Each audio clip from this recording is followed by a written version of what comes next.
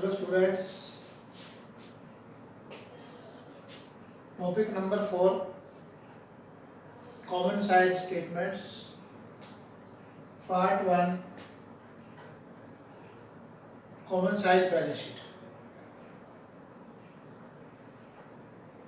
First we have done comparative balance sheet. As you know, तो बेटा ये same, it is the balance sheet but it is common size balance sheet.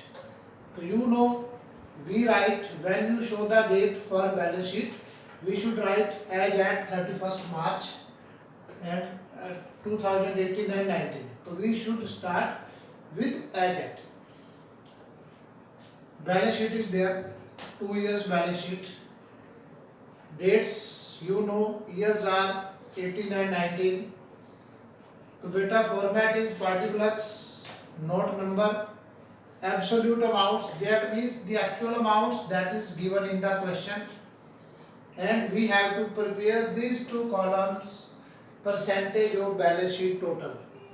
Beta balance sheet total mean, you know, there are total liabilities 10 lakh, total assets also 10 lakh, total liabilities of previous year 15 lakh, current year 15 lakh, and current year assets are 15 lakh.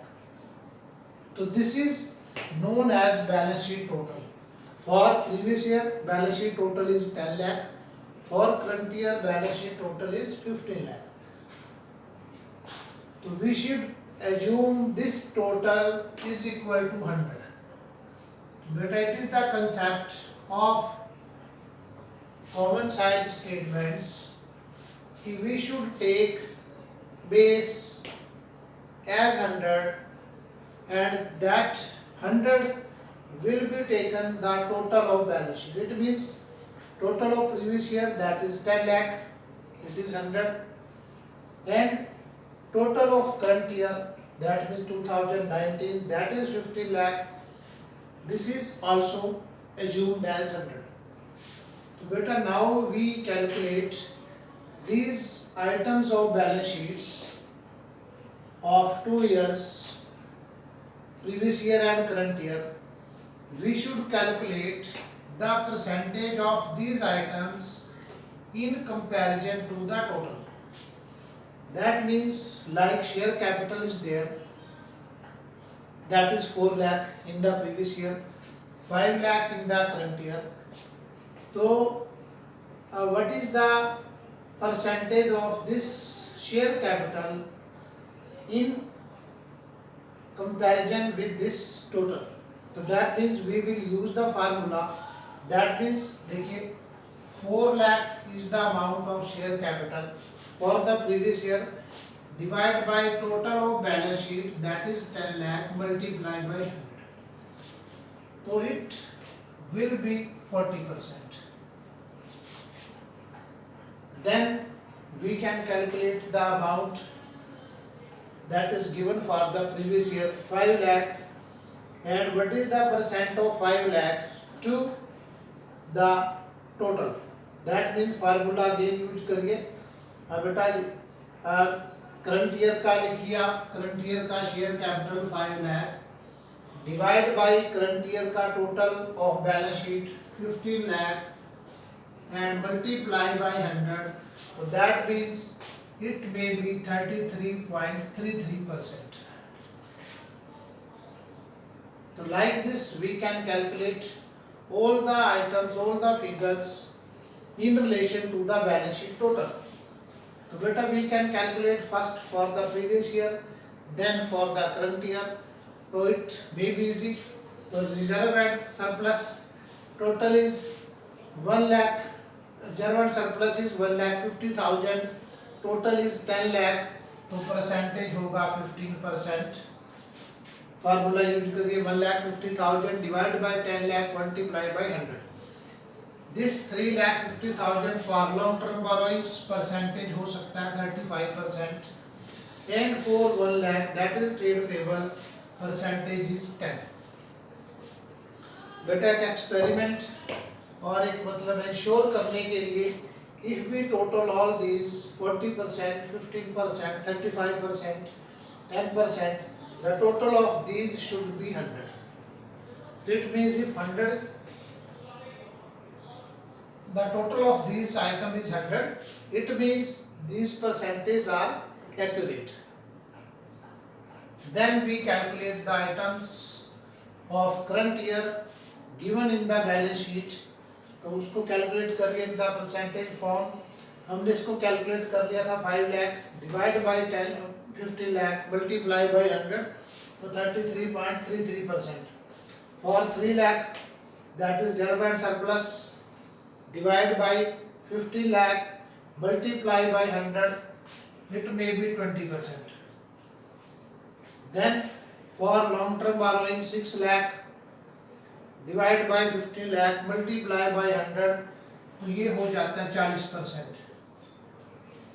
And then for this last trade payables 1 lakh divide by 15 lakh multiply by 100 ये हो जाएगा 6.67%. तो बेटा देखिए दो जो figures है ना यहाँ पे वो पॉइंट में है. ठीक है 33.33%, 6.67%, नो प्रॉब्लम. यदि पॉइंट में आते हैं तो उनको पॉइंट में कैलकुलेट करो. And then if we make total, यदि इनका आप टोटल करेंगे तो वो 100 ही होना चाहिए, ध्यान रखना. ठीक है 3367 तो मीन कि वो 100 से कम ज़्यादा नहीं हो. यदि यहाँ पे आप 33.34 लिखेंगे और यहाँ पे 6.767 लिखेंगे तो टोटल मैच नहीं करेगा. इट मीन्स किसी एक पॉइंट को आप इंक्रीज और डिक्रीज भी कर सकते हैं सो दैट कि वो 100 ही टोटल उसका रहे. Then come on the asset side.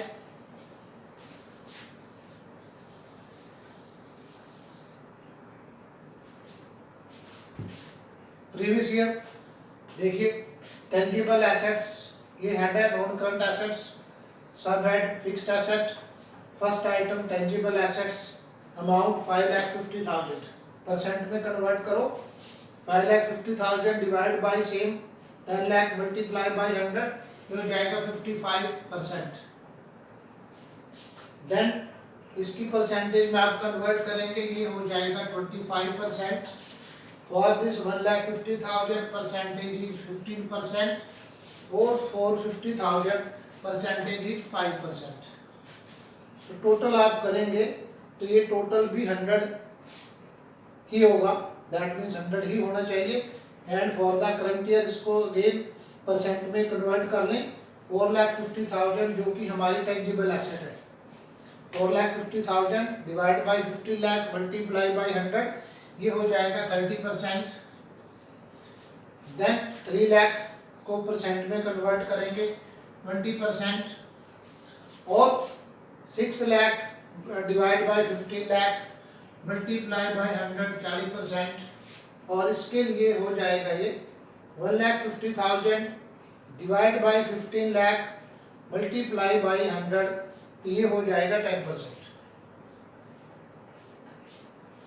Again the total is 100. तो इन चारों के टोटल जो है वो 100 ही आने चाहिए. बेटा ये आपको इंश्योर करना है.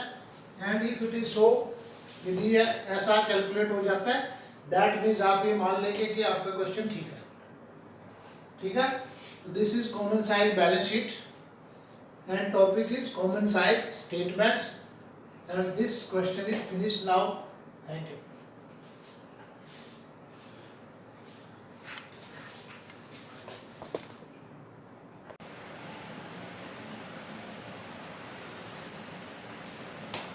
Hello students, this is our fourth topic, common size statements. This is second type of common size statement, that is common size statement of profit and loss. Date is given, 2 years profit and loss accounts are given, 2018 and 2019. So we write here for the years ended 31st March 2018 and 2019. For the profit and loss we will show here for the years ended. जब भी आपको profit and loss के लिए date लिखी जाएगी, then we write for the years ended. Balance sheet के लिए हम लिखते हैं एज एट 31 मार्च 2018 एंड 19। तो take care. Particulars, columns are particulars, note number. अब बेटा ये चेंज हो गया है। कंपैरेटिव जब स्टेटमेंट हमने बनाई है, comparative profit and loss, comparative statement of profit and loss, तो वहाँ पे जो है ना amounts are same 2017 and 18, 2018 and 19। बेटा ध्यान रखिए, number 1 we have to take previous year then current year, and ये कॉलम हम यहाँ पे शो करेंगे percentage of revenue from operation. यहाँ पे इंक्रीज डिक्रीज के कॉलम आप नहीं रहेंगे as we have done in the comparative profit and loss. तो बेटा यहाँ पे हमें परसेंटेज कैलकुलेट करने हैं for both the years, previous year as well as for the current year. देखिए थोड़ा सा चेंज है।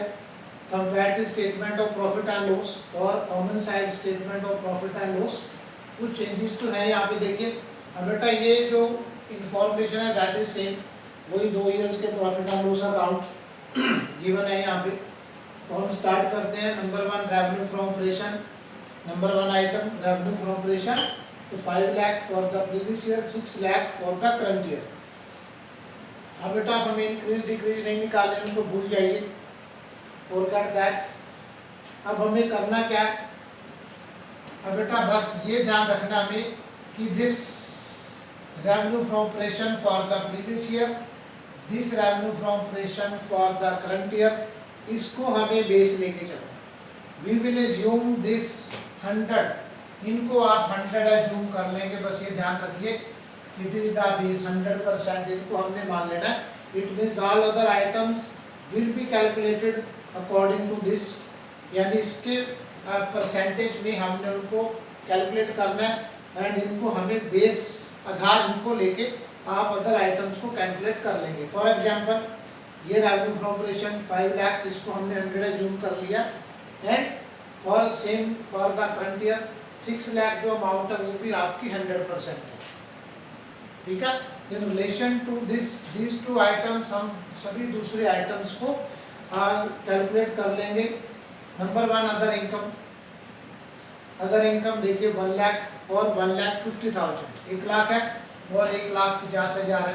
तो when we calculate this percentage calculate करेंगे, तो बेटा इसका फार्मूला रहेगा, देखिए अदर इनकम इज देयर, हम यहाँ पे लिख लेते हैं 1 लाख कितनी है अदर इनकम, और previous year 1 lakh divide bye previous year का जो बेस हमने 100 एज्यूम किया, राइट, 5 लाख मल्टीप्लाई बाय 100। बस ये फार्मूला आप कैलकुलेट कर देंगे, यहाँ पे यूज करेंगे, इट विल बी 20%।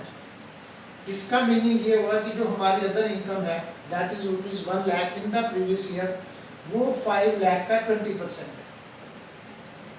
है। एंड सेम आप कैलकुलेट कर देंगे for the current year, 6 lakh हमारी टोटल वो है रेवेन्यू फ्रॉम ऑपरेशन है, other income is 1,50,000, formula use करिए 1,50,000 जो हमारे अदर इनकम है।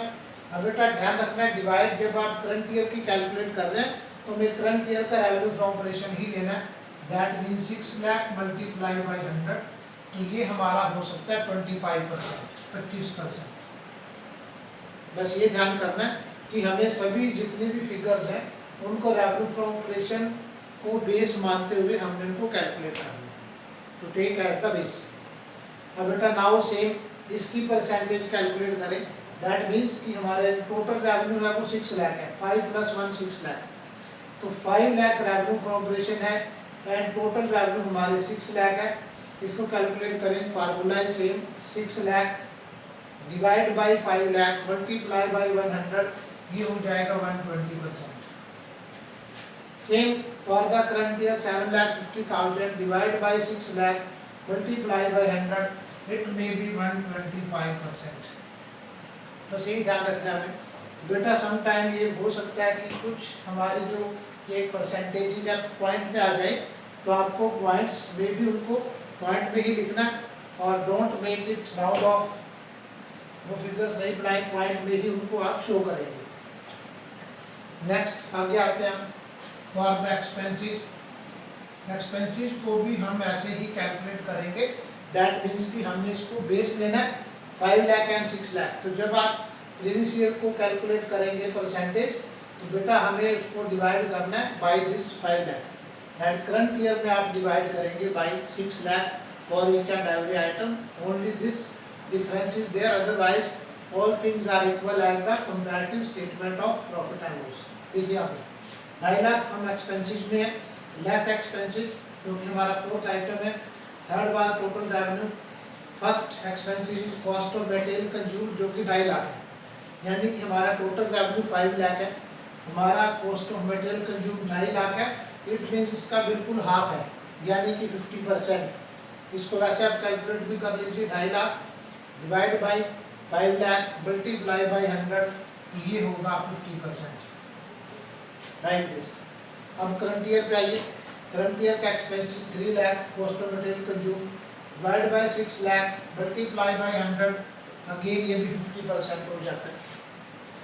देन अदर एक्सपेंसेस में आ गया। अदर एक्सपेंसेस जो कि हमारे 2 लाख है और इसकी परसेंटेज कैलकुलेट कर दीजिए। 2 lakh divide by 5 lakh multiply by 100, ये हो जाता है 40%।